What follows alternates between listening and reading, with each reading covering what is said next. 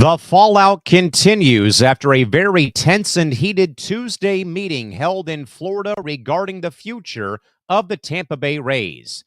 Aaron Rodgers perhaps has another member of the New York Jets fired as the team GM is let go on Tuesday.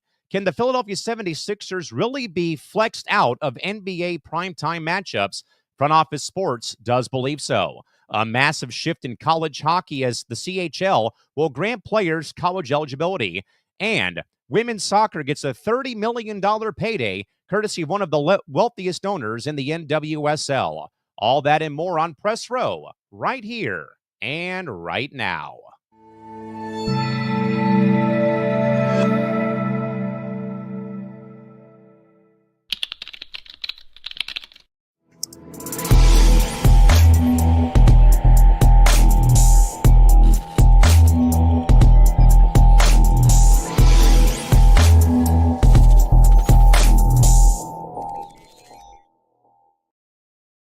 This Coast to Coast Entertainment Network program is brought to you by Beside Me Bracelets. Our bracelets are handmade for any occasion. Use the promo code Coast to Coast for 15% off. Visit their website at besideme.com. Suzanne's Paparazzi Jewelry. With 24-hour shopping available, use the code 160920 and show her some love, like she showed us. Reaper Apparel Company, a commitment to live your most authentic way every single day. Visit reaperapparelco.com for more information and a look at all of their apparel offerings. And by Good Day Embroidery, your local source for custom embroidery, screen printing, and more. Log on to gooddayembroidery.com for more information.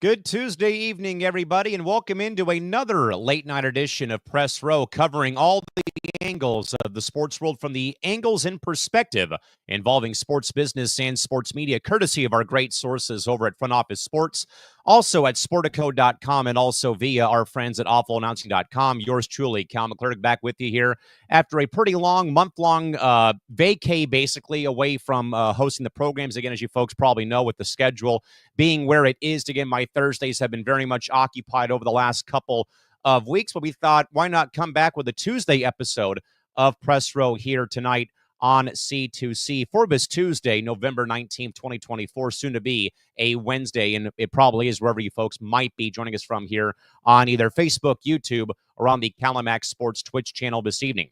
Again, folks, as a reminder, on Press Row, again, we come at you usually on Thursdays, but again, we sometimes will come here on Tuesdays or in the evening to, again, break down all of the big news involving sports business and sports media while talking about some other stuff involving the world of sports, but from that angle of the sports business and sports media perspective. But as always, folks, we invite your input on all things in the sports world. Again, questions, comments, concerns, feel free to fire away in the live chat box. We'll do our absolute best, as always, to ensure that your commentary is read live on the air. We invite you, of course, as well, to subscribe to us on YouTube, follow us on Facebook, and also across our other social media platforms as well. With that in mind, folks, we'll get into the bulletin board tonight of topics for this Tuesday. We'll start, folks, over in Major League Baseball. And to probably no one's surprise, though, but sadly, the ongoing Tampa Bay Rays Stadium saga is now once again back in the limelight for, sadly, all of the wrong reasons. The Tampa Bay Rays are now facing more uncertainty about their future in the Tampa area due to delays now in issuing previously approved bonds for a new $1.3 billion ballpark. The county commission voted to postpone the bond, the issuing of the bonds twice, citing concerns about hurricane damage and new opponents to the deal who have joined onto the county commission. during a very public meeting that was very much tense and out of control and was very much a back and forth shouting match on Tuesday. Commission members criticized the ball club and also suggested that the team might be trying to back out of the agreement and shift blame solely to the county. The Rays will play the entire 2025 home season at George Steinbrenner Field in Tampa, but their long-term future is once again very much unclear. The team also sent a pretty scathing letter to county officials expressing their concern about rising costs and delays in the project. However, the letter did not help facilitate the deal, and the discussion at the commission meeting did become more and more tense. They'll go for a third time to vote on the bonds on December 17th. You know, James and I talked a little bit about this on Monday on C2C at night. Again, we kind of, in a way, also talked about this issue 2 weeks ago back here on Coast to Coast at night as well. And mainly from a simple fact, though, as well, though, folks, that the Rays kind of could have become a traveling zoo here. James and I pitched ideas about them maybe going to places like Charlotte or Nashville, going to Orlando, trying to stay somewhere nearby in the greater Tampa area. But now it feels like, though, that the Rays have done more harm than good by this letter coming out and then the county commission for the second time saying, we're not going to talk about this right now. Come back, kind of in a way, come back to us when you have a better offer to give out. Which now I think adds another layer of malaise. And now I think also, in a way, begins, I think, now to turn the gears again about will the Rays bolt ship out of Tampa. Now, I know that, as we said on Monday with myself and James Gonzalez here on C2C at night, that Brandon Herrera, our great man from C2C Rankum, had kind of in a way jokingly said, oh, let's move the Rays to Oakland and let's move, or have them go to Montreal. And again, to kind of go back and backtrack what I had said on Monday, while I know that's a viable option because you have a major league ready ballpark despite the circumstances and how the A's skipped town to go to Sacramento in Oakland. The problem, though, is the main two problems are simple. You are not going to move a East Coast based American League East team from Florida to Oakland, California, and expect them to be traveling across the country to play divisional opponents. The second other hurdle I talked about was kind of in a way a package deal about why the A's went to Sacramento and why the Rays are staying in Tampa. And to what Brent DeMoss said on Monday, he said, why did the A's not go to Vegas to play at the ballpark in Summerlin where they have their AAA affiliate?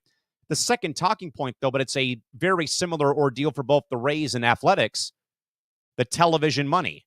Now, again, I know I also said on Monday, it's up to the ownership, Stu Steinberg and John Fisher, to spend the money. But if they would have left or gone beyond state lines or left the city limits in a way, all that TV revenue locally that the team relies on for payroll in a revenue stream, that's out the window. But this also now kind of in a way, and I hate to go down this path, but I will, but now this bickering and bantering, the volleyball being, served over the net back and forth with legal volleyball being played here involving, the bonds not being issued now, 2 postponed meetings amongst the Rays and the city and the county commission. This just feels like it's the Chargers leaving San Diego in a way, the Raiders going to Vegas in a way, because now, once again, it's the team against the city or the county who doesn't want to offer up the money. Where I think that before the bonds were delayed, I thought this was a perfect package where Stu Steinberg even said, I will pay out of my pocket to cover the construction and cover the overruns of the process. But now all of a sudden now here, because of the hurricane damage, kind of in a way, it feels like both parties have kind of in a way been held hostage in a way, in a weird way for thinking, because now Mother Nature, a natural disaster takes the Rays out of their home ballpark. And it would take a long time. I know that the money was there, like it was about $55 million to redo the roof of Tropicana Field. But who would have thought, though, that a hurricane leading to Tropicana Field's utter implosion would now all of a sudden hinder a project 4 years down the road. Part of that letter I read today from the Rays said, the more that you, the county, delay this vote, the more you are dragging out the process of this new ballpark getting opened. Now we're looking at 2029 maybe, if this process continues to linger and linger and linger, and the county commission keeps postponing it for whatever reasons it may be. But I think both parties are kind of at fault. But I think, though, it's also hard to blame one particular party in this case, because we're talking about Mother Nature. We're talking about the weather and natural forces and natural causes. We're not talking about cheap ownership wanting out of town, or the county saying, well, you have to find a different way or means to fund this ballpark project. We're talking about a hurricane ripping the roof off of the stadium. But I do think, though, that a majority of the blame, in my opinion, can solely go on the Rays for that letter being sent, and how they kind of, in a way, are painting the county commission as the villain of this whole entire ordeal. Now, maybe you could say, yeah, they can be, because why are they delaying, like purposely delaying issuing the money to the ball club on 2 occasions already? Why now for a third time? And like I also just said as well, now we're talking about the timeline getting extended another full year before this ballpark might get built in 2000, whenever. And now that 2028 opening date, or sometime in that time frame, now is gone by the wayside and delayed by a full year, where now it might be 2029 this new ballpark opens. But I do believe, though, that maybe a more fair comparison about this ordeal, it might be the Arizona Coyotes, a team who I have long said was doomed from their first day in Phoenix in 1996. They had played at the now named Footprint Center, where the Suns and Mercury play basketball. They got the new arena built in Glendale in 2003. Then they had all the mounting financial problems, the bankruptcy in the early 2010s, or the late 2000s, early 2010s. Then, of course, they were evicted out of what is now Desert Diamond Arena in Glendale. They were, of course, kicked to the ASU 5,000-seat hockey arena called Mullet Arena. And ultimately, the franchise moved out of town to go to Salt Lake City, Utah. Maybe that this is more of a comparable stance here again. Again, county or the government of the county or city butting heads with the franchise. Then I think, though, that the franchise doesn't do their own due diligence by now putting out this letter, where I think that now ruffles more feathers, and now that really, I think, is going to hinder the Rays further and hurt their chances of getting any money secured right now. But also that the members of the commission vocally criticizing the Rays, I think 2 of them had some pretty, land blasting remarks made about the ownership and about the ball club in general, and then in a way suggesting, well, now they're trying to get out of this entire ordeal. Like they suckered us in. If you're the county commission, you got suckered in to the money of $312.5 million. Now the Rays are trying to reverse course in some way. But again, this is going to be, folks, a very long process. But I wonder, though, 2 strikes already, with 2 postponed votes about what has gone on with the money situation in Tampa. I wonder what happens, though, if there's a 3rd postponed meeting about the bonds for the new ballpark that the Rays are trying to build right now in St. Petersburg. I really think, though, if this is postponed for a 3rd time, I really can see the Rays walking away from the table, and then I think that the team will get sold and probably moved out of town. Because I mainly think, though, that if they and I mainly do think, if in fact the Rays are in fact sold to outside ownership, there's only 3 viable options. And sadly, Oakland is not one of them. Because I think, though, that bridge has been burned by both parties are guilty. I've long believed that both parties in Oakland are guilty when it comes to John Fisher and then the mayor's office and the city council for so many years, who never could work with the A's or the Raiders to get the Coliseum back in working order. So let's not even put Oakland, folks, on the map. There might be 4 options I can think of. I do believe in Nashville. I believe in Nashville because of the fact that baseball is going there for the Speedway Classic involving the Braves and Reds next season at Bristol Motor Speedway. Dave Stewart and Smoke 34 having that group for the Nashville Stars, them vying for the new facility. The Tennessee Smokies are moving back to Knoxville to a bigger ballpark for Double-A baseball for the Chicago Cubs affiliation. So I think Nashville, I think Charlotte would be a pretty good option as well. I think though, if you stay in Florida, I'd like to see that Orlando project be resurrected when it comes to Exploria Stadium, as James kind of talked about on Monday, about the home of Orlando City FC, maybe being a potential soccer or a baseball stadium, maybe in Orlando for what would be called the Orlando Dreamers. And then the fourth option is kind of a wild card, but I would definitely want to see Montreal. Only though, if they in fact are true to their word though about getting Stadio Olimpico or the Olympic Stadium back up in working order in Montreal, Quebec, Canada. But again, I don't see the Rays going to Oakland, even for the temporary relocation out of Tampa because of the ballpark situation. Again, you're not going to be putting an Eastern-based team. Again, like I said on Monday, this is not the new Big Ten. This is not the new ACC. We're not doing this in pro sports, folks. We're not going to be moving a team temporarily or permanently from the American League East on the East Coast to the West Coast and making that work. I know it's professional sports, but no way, no how is that going to work. So I think that baseball would probably look at Nashville, especially with them, again, as I said, going to Bristol Motor Speedway to have that game with the Braves and Reds at Bristol Motor Speedway, then moving the Tennessee Smokies back to Knoxville into a brand new ballpark being built in Knoxville. Again, Nashville already has a group in place. I know Charlotte had some rumblings, maybe Montreal. And then the other wild card would be Salt Lake City with Dale Murphy, the former Braves great, having his own group trying to get a team there. So that is I think that only happens, folks, if December 17th comes around and we're sitting on press row maybe the day after or the week of or a week after that vote is done, where we find out one way or another what really is going to happen with the Rays.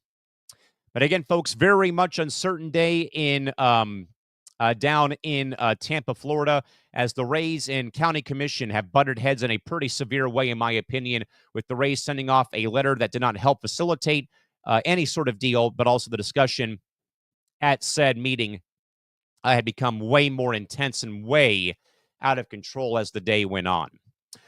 Over, folks, I should say. To the NFL, the New York Jets, to probably no one's surprise, canned team general manager Joe Douglas after a disappointing loss to the Colts on Sunday, essentially ending the Aaron Rodgers experiment with the team in East Rutherford, New Jersey. Joe had a long leash, but oversaw the failures of multiple quarterbacks and also multiple head coaches. The team, of course, drafted former BYU standout Zach Wilson in 2021, who struggled and was also eventually dealt out of New Jersey, leading to Rodgers being brought in with a huge and significant contract. But Rodgers of course, Rodgers had his injury last season with the ruptured Achilles tendon and has also underperformed since coming back from the injury, resulting in a worse winning percentage than both Wilson and even former Trojan and draft pick of the Jets, Sam Darnold. With the poor record this season, the Jets are in contention for the worst record and the number one overall pick in this year's draft. And also team owner Woody Johnson's decision to let Douglas go and appoint an interim GM may also be influenced, though, by his rumored future campaign in politics. The Jets have also struggled in recent years, and the future also is uncertain for the Jets, Jets. This should be the epitome, not the NBA. This should be the epitome, the poster child of when you give a player or players too much control of your front office. We can talk about the Miami Heat, folks, with Bosh and Wade and LeBron James and how the NBA has ever since gone down the crapper when it's come to player movement. Guys team up to win championships. Like I always say, no one's loyal to the soil anymore in pro sports. It's about going to the big markets usually and getting a ring. But this right here should be the absolute epitome. If the word, control had a picture in the dictionary, I would hope it would be a picture of that smug mug of Aaron Rodgers being right plastered next to the word control. Because now I think we can all folks agree in some way that Aaron Rodgers comes to New York and other than blow out his Achilles sadly in the first game last year, has essentially fired the head coach of Robert Saleh, now gotten Joe Douglas fired, and lobbied for his best friend and his goody two shoes boy, Davante Adams, to come from Vegas. So again, I think that we can solely, and I know this is a team sport, folks, and I know I don't like the NFL, but I believe this absolutely can 100% can be thrown right at the feet of Aaron Rodgers, who has regressed mightily, who should probably be on his way out and retired. I know he said he wants to come back and play in 2025. But I really think, though, folks, that this is the epitome, the poster child, like the true definition of player control, and it blows up in a team's face. The money committed to Aaron Rodgers, the lobbying of getting Davante Adams, and then on top of that, again, making the trade. Then, though, blowing out Robert Saleh, then blowing out Joe Douglas today. Then what's going to happen, though, with Woody Johnson, if in fact he's tapped by the new administration to be a part of the presidential cabinet in 2024, 2025? I did watch some highlights of that game on Sunday, and I saw plenty of Jet fans who had the brown paper bags over their heads, and one fan wrote, "Same old Jets," on his paper bag over his head. Now, believe me, I feel bad for Jets fans who got like a lot of false hope. The golden boy, Aaron Rodgers, comes from Green Bay. He's going to help, resurrect our franchise. Yet the Jets are like the Knicks before they got good last year. They're a total sham and sideshow. Isn't it, though, also hysterical how it seems like this whole entire thing is scripted? And when I say that, who was the last great Green Bay quarterback who left and played for the Jets? Oh, it's right. Some guy named Brett Favre, who also had injury problems, who also kind of, in a way, got Eric Mangini fired at one point in 2009. So, like, it's poetic justice in a way, it feels like, that Aaron Rodgers becomes a puss boy and a baby in Green Bay at the end of his time. Once out of there, he goes to the Jets. He has a huge injury, and now he's a shell of himself. On top of the fact of getting a head coach and GM fired, lobbying to get Davante Adams to be a receiver for the team. And the Jets took the bait, and it's bit them in the ass across the board. Again, this should be a very, clear, fair warning to a franchise out there. Kind of in a way, think back to that first run with Miami in 2011, when they got LeBron, Wade, and Chris Bosh. And how that, in people's minds, began to ruin the NBA, where super teams became a thing, like Miami, the Spurs at one point, the Lakers, Golden State, the 2016 Cavs, the coming out of COVID Nets that everyone thought was going to win a championship except for me, and I was right, with Harden and Griffin and all those guys.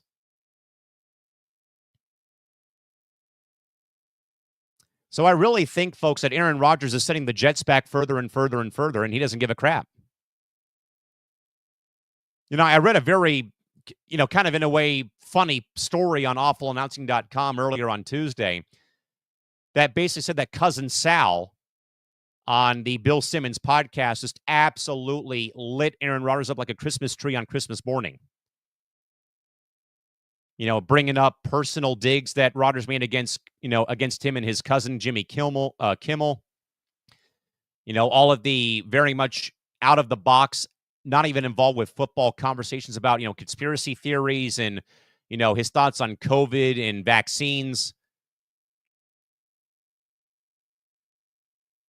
But again, I really think, though, that we can all sit here and just cast the blame solely on Aaron Rodgers. And I think the Jets, sadly, are paying a massive price for how they kind of, in a way, got baited. But it's not the first time. that they got baited by a quarterback. Look at Brett Favre. Like I said, look at Brett Favre. Became a crybaby in Green Bay, got his wish to get out of there, went to the Jets, stunk it up, got Eric Mangini fired in some capacity, and then left the organization.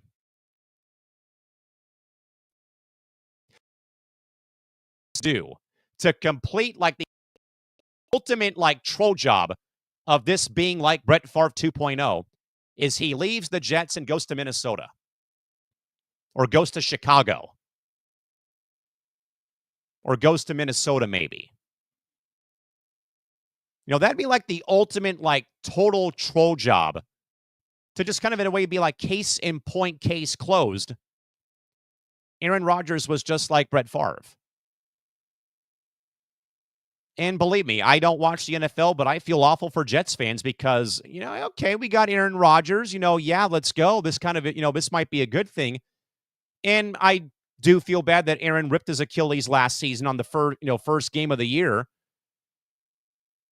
But again, though, this proves, though, I think, when you give a player or players like LeBron at one point in Cleveland and with the Lakers, or a guy like Aaron Rodgers, too much player, control, when they then begin running your front office, I mean, you got to bite the bullet, I know, but still, definitely might need to reconsider their options.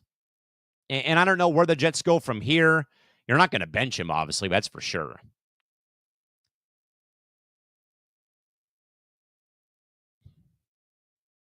But the Jets' culture has not changed. Woody Johnson can get blamed, though, too, for being cheap. Maybe his hiring of head coaches recently after Rex Ryan departed, around the time 2010, 2011, or 2012 when he got let go.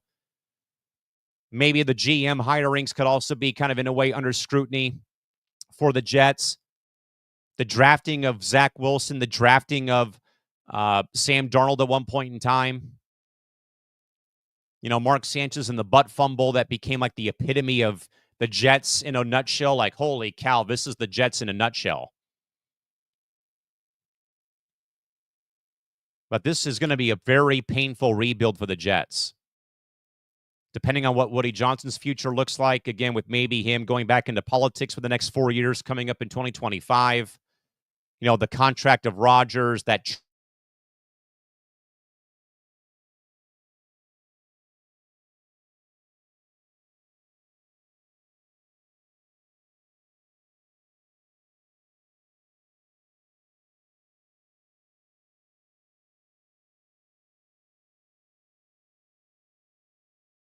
trade of Devontae Adams and them kind of losing a few. I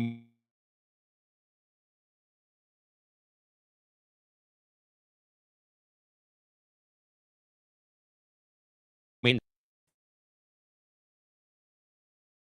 they have, again, let go of their GM as well in Joe Douglas.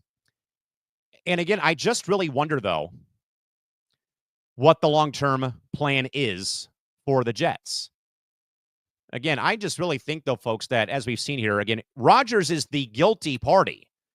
I mean, I don't think there's a way around it other than to say that Aaron Rodgers is guilty on multiple counts of getting people fired in the Jets organization. Saleh and now Joe Douglas.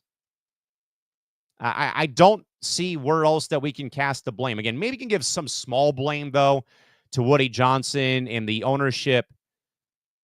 But at the end of the day, though, I think it mainly rides with the quarterback, or it rides with the player, and also, again, rides with the player who has a proven track record of manipulating his value to your organization. When it's like, when the player begins to stick their nose, though, in front office decisions, that to me doesn't fly. And that, again, should prove, though, when you give players a lot of power, again, thank you, Adam Silver, in a way, you're bound to ruin franchises. Again, look how long it took the Cavaliers to recoup after LeBron left the first time in 2011. Or how Miami was kind of, in a way, not the same. A couple finals appearances, though, in 20 and 21 or 20-22, though. But still, Aaron Rodgers, guilty party, if you ask me. Let's, folks, segue to the NBA, where the 76ers have not had many sunny days in Philadelphia and have a NBA worst record of 2-11 and are tied with the Washington Wizards. Following their loss on Monday to Miami, a team meeting was called for over an hour with team players and coaches, all in a way having a healthy team meeting, though. But again, there was some banter where Tyrese Maxey, who's coming back from an injury, called out Joel Embiid for being late to team activities. Embiid, to his credit, though, took the criticism to heart, and no hard feelings were found, though, or had. But of course, we all know, though, that Embiid has only played in 3 games this season due to ongoing injury problems and a 3-game suspension for a physical altercation he had with Philadelphia Inquirer writer Marcus Hayes. The Sixers were expected to compete this season against the Knicks and the Celtics because they had acquired Paul George, but the things have not gone as planned so far. Despite their struggles, though, the Sixers were featured in 21 nationally televised games, but their viewership, though, has dropped compared to last season. The Sixers, per ESPN, will not be dropped, though, from the Christmas Day schedule with their midday and late afternoon matchup, I should say, with the Boston Celtics. But the NBA may consider, though, moving the Sixers out of primetime slots if their performance does not improve.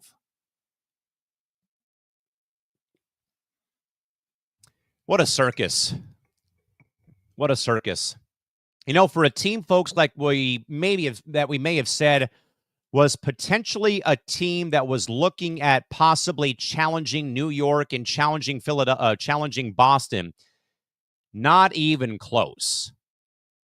Now, I would probably, in defense of the Sixers, go to my longstanding point, though, that when you add or try to form a super team, Embiid and now Paul George, usually it doesn't work right away. Yes, I was wrong about the 2020 Tampa Bay Buccaneers with Tom Brady. I'm fully aware of that. But usually a team, though, like the 24-25 Sixers or the 24-25 Nashville Predators, who got Steven Stamkos and Jonathan Marchessault, they do not win right away. You know, I recall saying on C2C at Night during my NHL Bowl prediction segment that Nashville won the NHL offseason, but they weren't going to do well in the regular season because adding 2 players to that lineup doesn't always work right away. Now, the Sixers folks have had their own issues. Paul George has been hurt with that knee problem. Embiid's had the knee problem lingering since the Paris Olympics. Then on top of all of that, Joel Embiid has a physical altercation and shoves Marcus Hayes of the Philadelphia Inquirer for some very out of bounds and horrible commentary written about Embiid in the local newspaper. Then, though, when you start calling team meetings, though, folks, about 12 games or 13 games into the season, they usually can be a wake-up call, but usually they can go the other way. And I'll be very eager to see, though, how, in fact, that the Sixers play coming out of this meeting that they had on Monday after they lost to Miami. You know, if Tyrese Maxey, you know, props to him for having the cojones to call out the franchise superstar of Joel Embiid and tell him, listen, man, I'm personally tired of you being late to activities. You know, is it so hard to show up on time to work and not having to worry about or say, well, I got $215 in the bank, you know, shut up and be quiet. Props to Tyrese Maxey for calling out the little stuff, the intangibles, because that is what will win you or lose you games. Not just team chemistry, folks. The intangibles. Doing things right. Playing hard until the buzzer sounds at the end of the game. And in the 3 games I've seen Joel Embiid play, take the injury excuse out of the equation and don't even put it back in there. The 3 games I've seen Joel Embiid play, they have been piss-poor performances. Lackadaisical defense, horrible looks from the field, not being aggressive inside, not getting rebounds. His shot looks way out of sync. There's no excuse. I hate to say it, though, but you can't always blame the injuries. And not just that, the Sixers have already been penalized with 1 strike for having George and Embiid out for their home opener. They got a $100,000 fine for violating the player participation policy.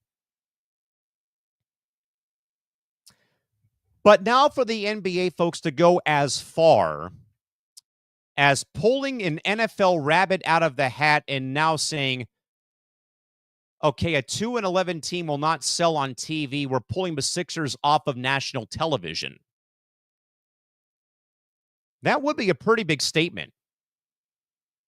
To kind of, in a way, like Aaron Rodgers was the poster child for player empowerment in the front office.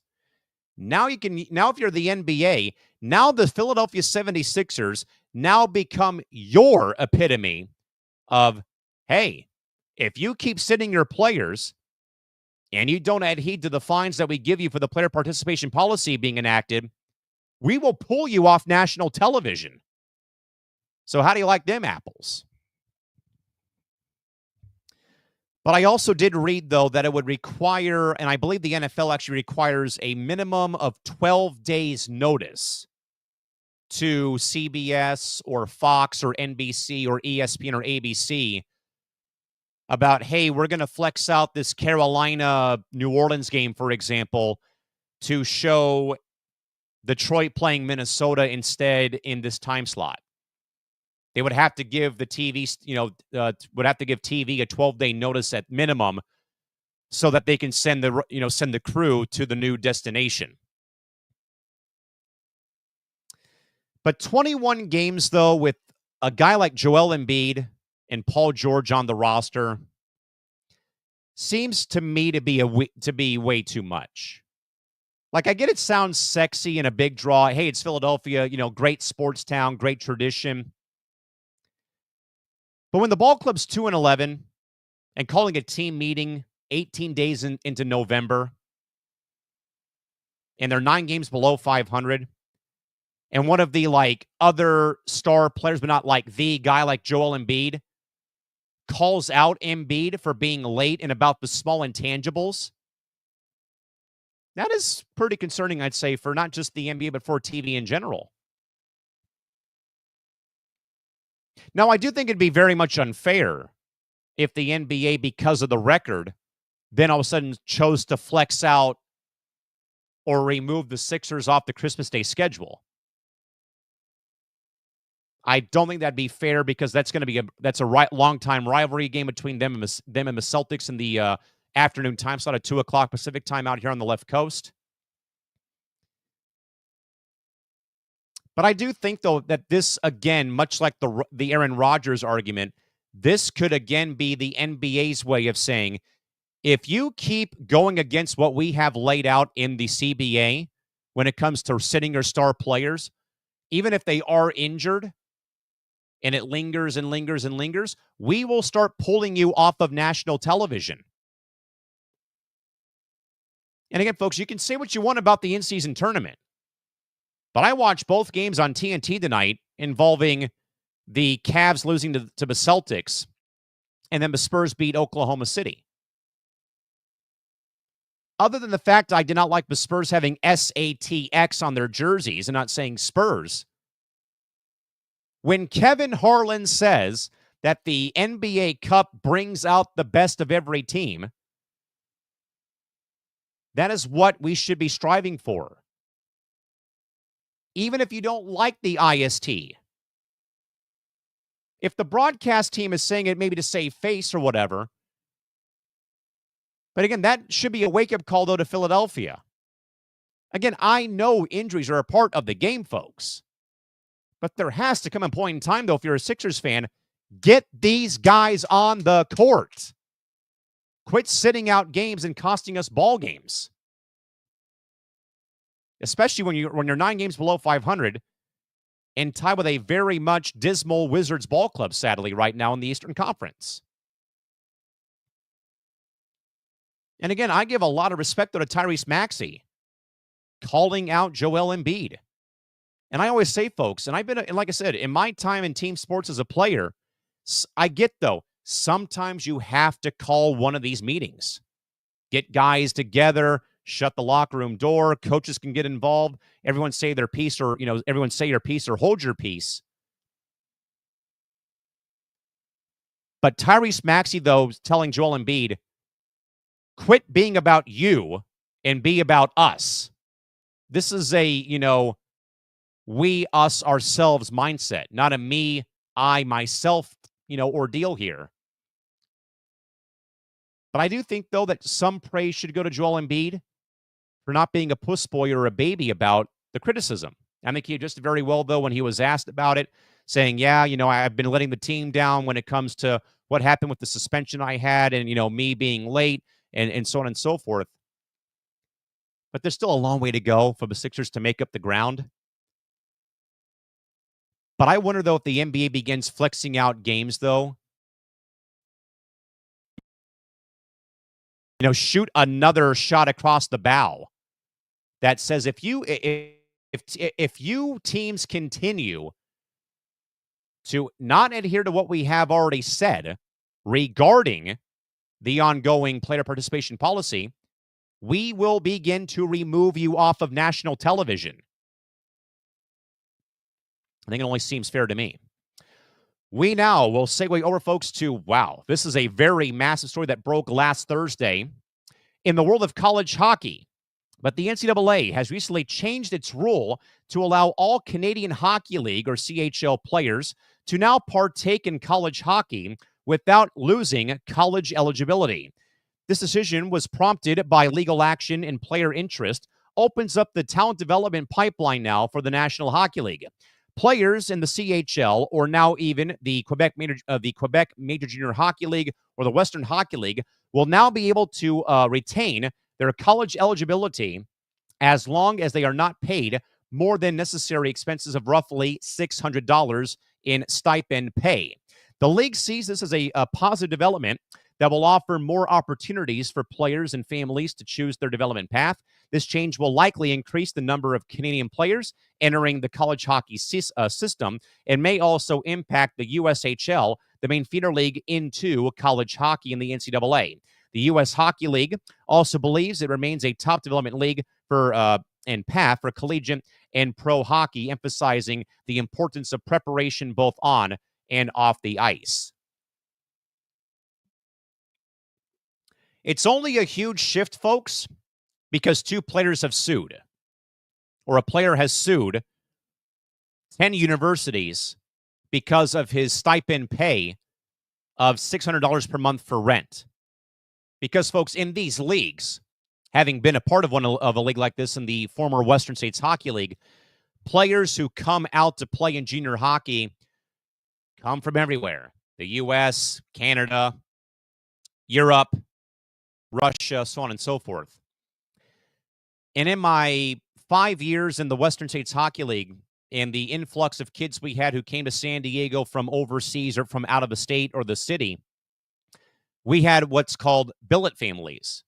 Families would offer to take players in and homestay them, provide them food and room and board, and they would pay rent basically to live with this family who would host them for the whole entire hockey season. But now, though, and because, though, that there's like a bit of a gray area between college hockey and junior hockey. Now, Macklin Celebrini, for example, had the option to go back to college for one more season or go to the NHL draft. A kid like Beckett Seneca, drafted by the Ducks 3rd overall, he had the option to go back to junior hockey if he did not make the Anaheim roster out of training camp. But now, though, this really, I think, now becomes the college hockey version of realignment in a way. While I welcome the change to allow more players to come into the college hockey ecosystem in the pipeline, bullet points 4 and 5 mainly scare me. As someone and like I said, as someone who worked in junior hockey, now with this happening, now you wonder about junior hockey, not just in Canada, but now in the USHL. I like I said, I spent 5 years, folks, in that league working in the WSHL before it got absorbed by the USHL. And this will have some profound impact. Where teams may not be able to continue operating if players elect to go the new path that is being charted by the shift being done by the CHL to allow players to partake in college hockey without losing eligibility. It's very much wait and see ordeal, I feel like. I very much think it's wait and see.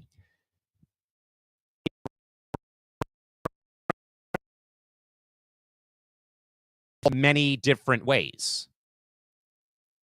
In a good way, bad way, ugly way, or indifferent way. But I think, though, even with maybe some of that, rumored, been put on by this regarding junior hockey, I think you would have to have every path available. But some players may not make the NHL, but still want to play the game at a high level, collegiately, in one of the major junior leagues up in Canada or in the USHL.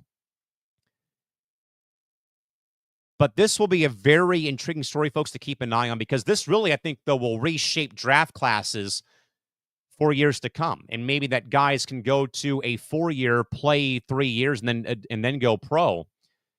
Because the long-standing argument here in college hockey was, if a player went to junior hockey, they're considered pros, believe it or not, in Canada.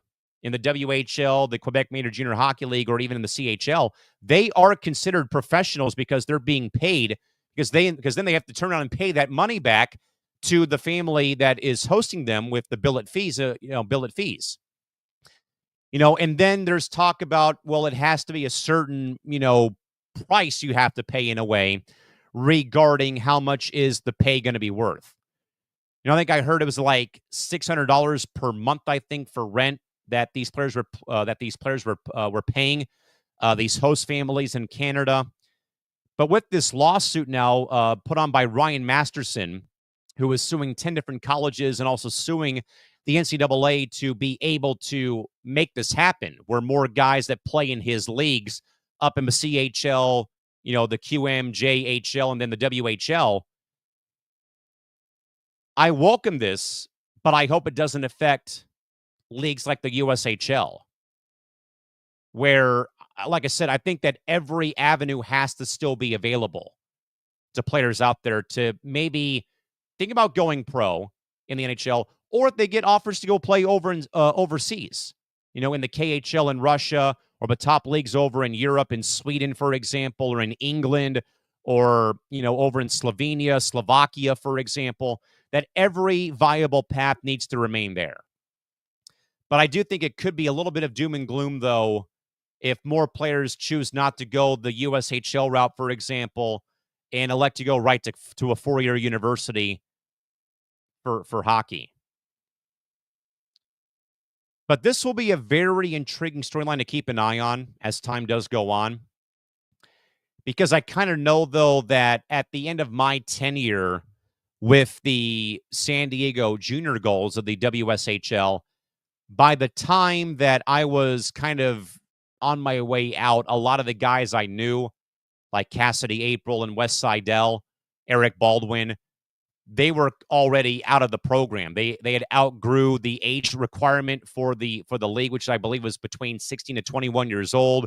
I remember Eric got dealt to El Paso my final year with the team before, and he won a couple of titles down in El Paso after I left the league and left the organization. Drake DeBerry comes to mind, too, who also won a couple of titles, I believe, with El Paso, and I think he still plays in Reno with the Reno Ice Raiders, I want to say. But I would hate, though, for teams like the San Diego Sabres, the Fresno Monsters, the Long Beach Bombers, teams in the USHL who now might lose a couple of key players, because now that this rule's been changed now and guys can leave the program and go right to college hockey or go elsewhere to actually make money. It's my only concern I'd have here, though. But I think, though, tweaking this rule or changing the rule, though, I think we'll have more positives.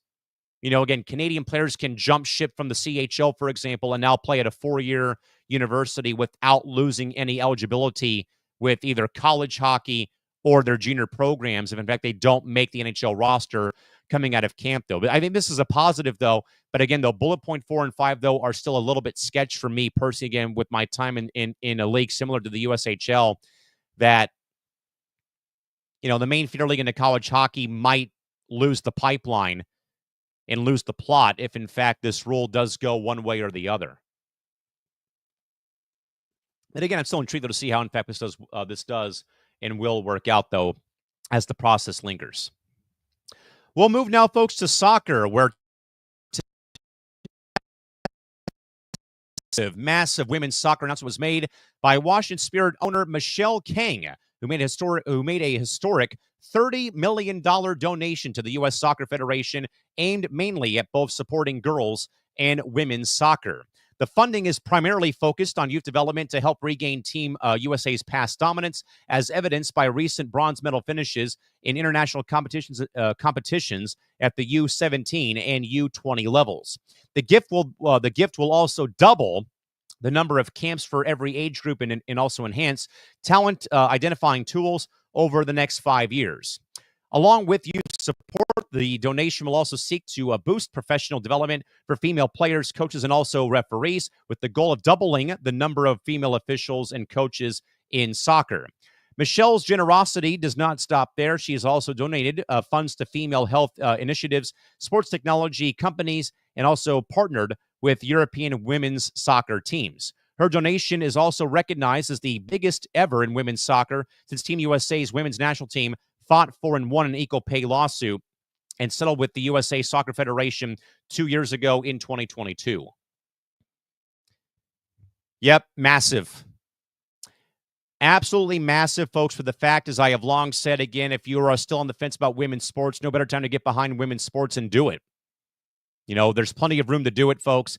And the women's soccer boom, ever since Angel City and San Diego came into the NWSL, and how that league is now taken off to brand new levels. Again, the Kansas City Current sold out every home game this season at their new stadium called CPKC Stadium in Kansas City, the first and only stadium built specifically for women's sports. And they sold out every single home game this season in Kansas City.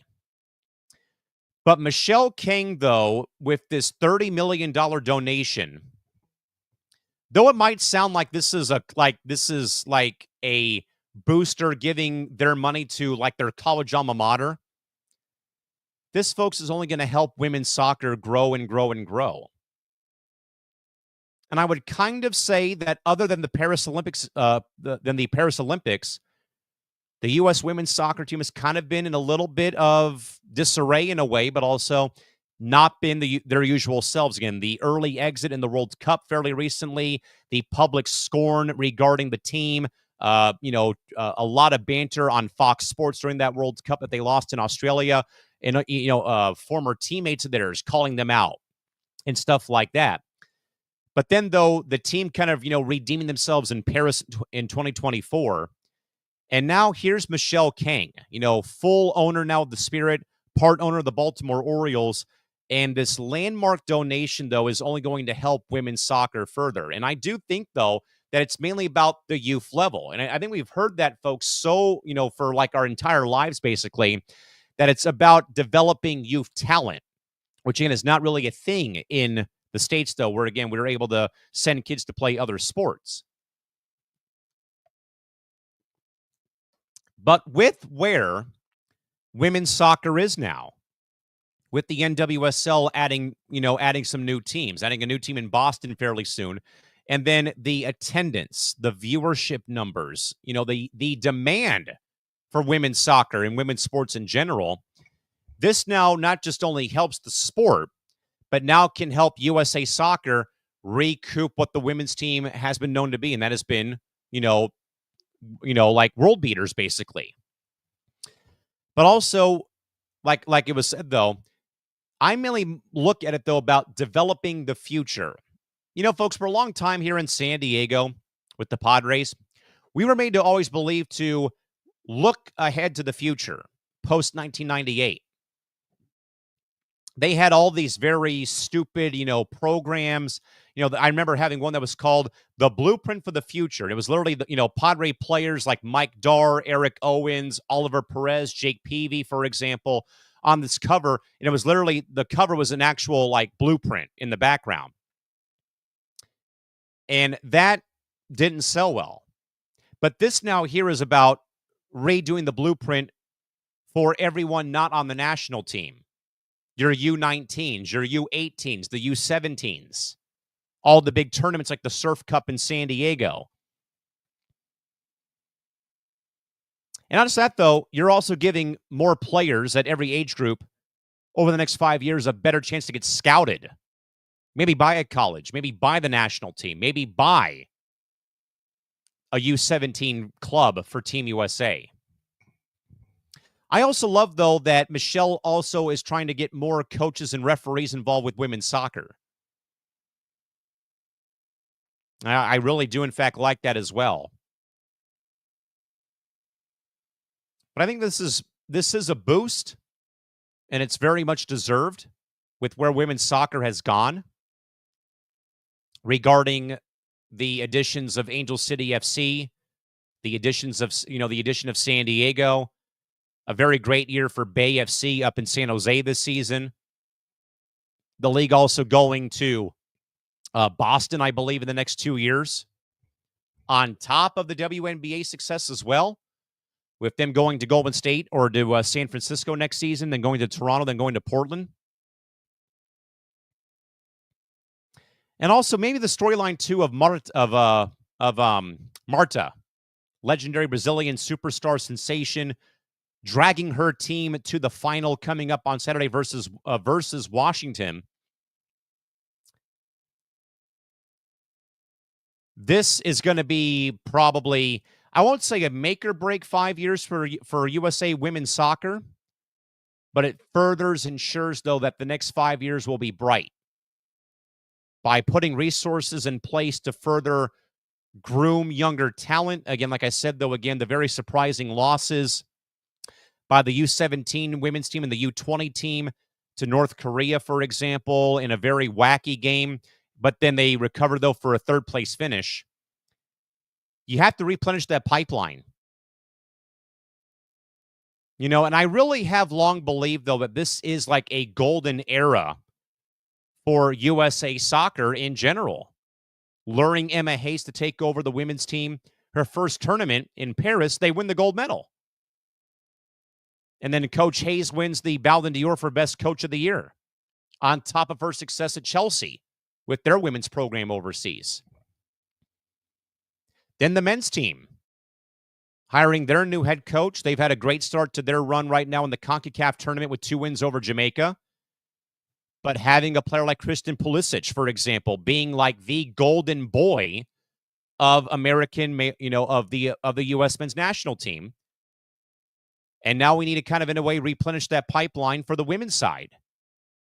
Don't get me wrong, though. I love Triple Espresso, Trinity Rodman, Mal Swanson.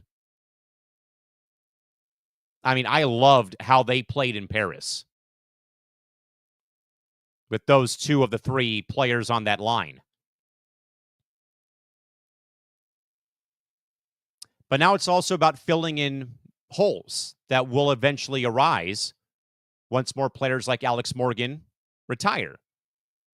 When it boils down to like maybe Alyssa Nair, for example, in goal, other players on, center backs, midfielders, regardless.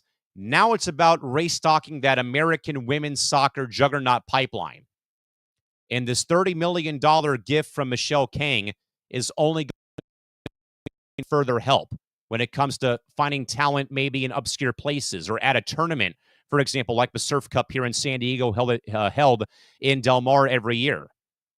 And then also the number of camps that the national team can put forth with coaches to look at players who can be identified to maybe make the roster eventually. So this will only help women's soccer globally for Team USA, also in the short term as well with other leagues going on. This is a great shot in the arm for the national team for the women's side. And Michelle Kang firmly believes, I think we all agree, there's no better time to be a women's sports fan. And this, again, is going to give Team USA a lot of attributes and a lot of ammunition now to, again, begin restocking that pipeline that has produced a lot of great players on the women's side over their 4 or 5 World Cup victories and their gold medal wins. So, again, huge props to Michelle Kang for the gift. Folks, we're going to also debut one new segment here. It's called Press Clippings. These are 3 stories that were not able to be talked about on the air, though, but do, though, have some big talking points. I didn't want to talk about, but I will. Were you one of the 108 million viewers who dealt with buffering screens last Friday to watch that sham of a boxing card between Jake Paul and Mike Tyson? Sadly, my dad was, because I was watching the Ducks play the Red Wings on Friday on my phone on Victory Plus. Despite, though, folks, all the woes of the tech problems and the glitching and the pausing and freezing and the losing of sound and audio, the Netflix fight card involving Jake Paul's very much rinky-dink victory over Mike Tyson did draw 108 million viewers with a peak of 65 million concurrent viewers, despite the ongoing streaming issues that happened, and over 60 million households did tune in to watch the fight card last Friday.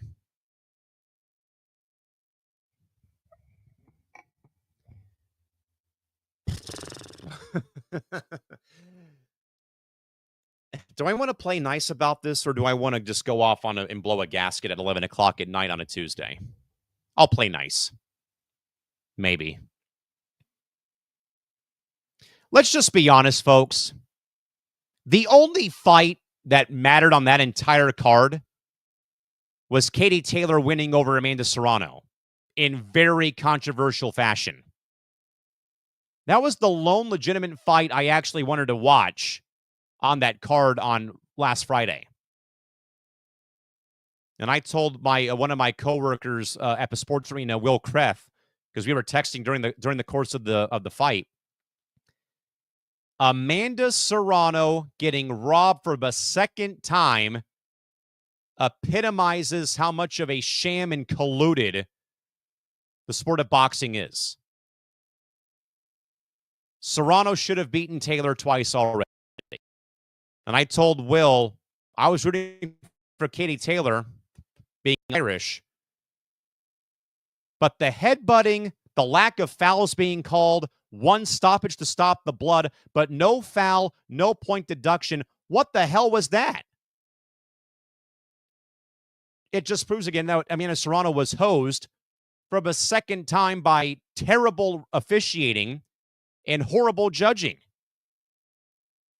Serrano had that belt won, and she got hosed for the second time. But to the whole Jake Paul, Mike Tyson fight, I don't really know what to say. I give Tyson a lot of credit, though, at 58 to get back into the ring. But this wasn't Mike Tyson when he was 28 years old, knocking dudes out in round 1. And say what you want, folks, about Jake Paul. It was a scripted victory. I'll just admit it. I think we all agree, though. Money was in the bag. Tyson threw, 18 punches in 2 rounds and then didn't do squat. I will, though, give Jake a lot of credit, though, for what he's done for women's boxing. Marcela Cornejo, one of the fighters I follow on Instagram, said the same thing. Say what you want about Jake Paul and his boxing, but he's done a lot for us as women fighters or female fighters to get our respect and our money and our flowers. Tell you what, though, Katie Taylor and Amanda Serrano stole the show, but Serrano's night was stolen by poor refereeing and terrible judging in Arlington. But again, I didn't watch it. I didn't care. I was watching a hockey game on my phone instead. I just wanted to watch Serrano and Taylor, and that was it. But if you watched, you watched. I'm not going to criticize you. I mean, the numbers speak for themselves, though. 108 million viewers, 65 million concurrent viewers, and 60 million households tuned in. But the big story, though, the tech issues, I was basically helping my dad restart the stream last Friday because of the glitches. It was like every 10 or 15 minutes, the audio would go out. The picture would freeze. They could not get mics to work on the at the desk before in between fights. So Netflix has a lot on their plate to fix as we come down the pipeline towards those 2 Christmas Day football games, because if that does not work, holy cow, they're in for a rude awakening the day after Christmas from a lot of angry viewers that they have the same exact problems pop up during those 2 NFL broadcasts on Netflix on Christmas Day. Also happening in press clippings, folks, Mike Rolbon says he does not feel threatened by ESPN's upcoming NBA coverage changes. Rolbon, the longtime co-host of Pardon the Interruption on ESPN, told his fellow PTI co-host Tony Kornheiser that he felt excited about ESPN acquiring the soon-to-be fledgling Inside the NBA show on TNT, confirming as well that NBA Countdown will still be a part of ESPN's game day basketball coverage. I'm glad that group is being retained. I just didn't think it would be on ESPN. I thought about NBC, then I thought, well, wait a minute, though. If NBC now has rights next season, they'll have Maria Taylor host it when there's no basketball on. And I thought that would have been a very good fix. You won't have to hire anybody outside of NBC or Peacock to cover the games. You have Maria, then you can just plug in Kenny and Chuck and Kenny Smith and maybe other people. But then, though, it's like, but ESPN's the worldwide leader in sports. It would make sense for them to go to ESPN. Now, for the love of all things that are good, please do not put Stephen A. Smith on that show, please. I think we're all tired of him when it comes to being on every other talk show on ESPN. But it will be interesting to see what does happen. Will it be Shaq, Chuck, and Kenny who goes there? I did hear some rumblings that Shaq was not a part of the agreement or the trade made between ESPN and WBD. But I'd be curious about who, in fact, jumps from Turner to ESPN. And if you're a basketball fan, you should be excited because Inside the NBA is not going away as we all probably thought at one point in time. It will probably look different for the fact of, Shaq may not be a part of the equation. This will be good, I think, though, regardless. One final story, folks. Holy smokes, it happened again. But, folks, as of Tuesday, per multiple sources, Craig Angelos, the current AD at the University of Hawaii at Manoa, will be fired effective December 1st due to ongoing internal power struggles within the U of H athletic department. Per a unnamed source who was close to the athletic department at U of H in Honolulu. That was first broken today by Brett McMurphy of the Action Network and then confirmed by multiple Honolulu news outlets, including the Star Advertiser and KHON Channel 2 TV in Honolulu on Tuesday. My goodness. Can U of H get out of their own way? This is, I believe, the second time in 4 years that the Rainbow Warrior and Rainbow Wahine athletic department has been under a microscope, and they have let another AD go, or will be letting one go within the next 2 weeks. Folks, Craig Angelos literally worked his ass off to get the Rainbow Warriors and Rainbow Wahine out of the Big West Conference. And they joined a conference full time starting in 2026 when they joined the Mountain West Conference for every sport. They were a football only school in the Mountain West and everything else was in the Big West. Now everything goes to the Mountain West Conference. Craig even did a couple of financial things to kind of in a way lift the burden off of U of H athletics. And now he's shown the door come December 1st.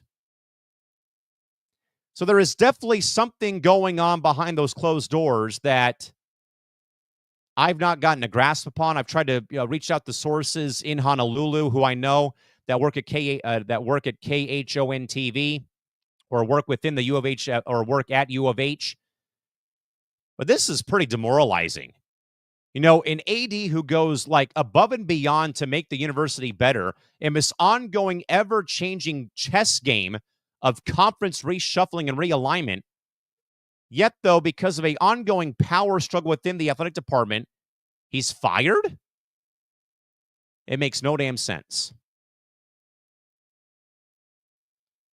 But with that, folks, in mind, great to be back with you folks here on Press Row on this late night Tuesday. Again, I apologize, folks, once more for all the tech problems we may have had tonight on the program. As I've said, though, I've been having some problems, though, with just getting the streams up and running and then having a pretty good night with connections and stuff like that. But still, though, we thank you all, folks, for joining us here again. We'll try our best to come back at you again next Tuesday and get one show in before we, in fact, sign off for the week next week for Thanksgiving Day. On the 28th. With that in mind, though, folks, for all of us here at C2C, Callan McClurg saying good night or good morning or good day. We'll see you folks back here again on Press Row next time back here on the Coast to Coast Entertainment Network, folks. Until next time, have a good one. Bye-bye.